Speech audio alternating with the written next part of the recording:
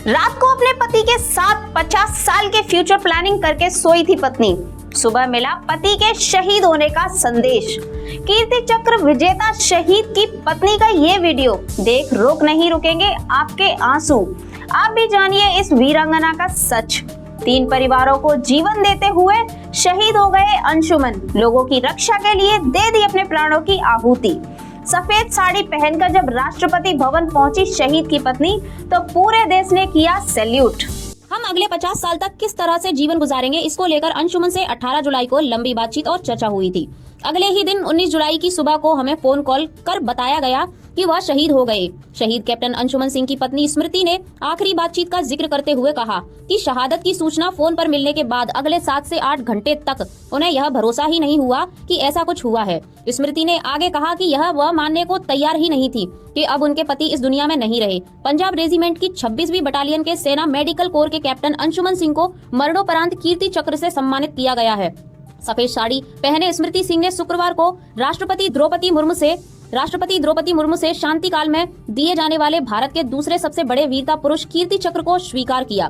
अंशुमन सिंह सियाचिन में अपने साथी सैनिकों को आग से बचाने के दौरान शहीद हो गए थे। सोशल मीडिया पर वायरल हो रही एक छोटी क्लिप में स्मृति सिंह और कैप्टन सिंह की मां को राष्ट्रपति से पुरस्कार लेते दिखाया गया है। वीडियो में दिखाया गया है कि स्मृति अपने हाथ जोड़कर अपने दिवंगत पति के बलिदान का गुणगान करती है। सोशल नेटवर्किंग साइट एक्स के एक पोस्ट में राष्ट्रपति मुर्मू ने कहा, अपनी सुरक्षा की परवाह किए बिना उन्होंने एक बड़ी आग की घटना में कई लोगों को बचाने के लिए असाधारण बहादुरी और संकल्प का प्रदर्शन किया। 19 जुलाई 2023 की सुबह करीब 3 बजे सियाचिन में भारतीय सेना के गोला बारूद डंप में शॉर्ट सर्किट के कारण आग लग गई।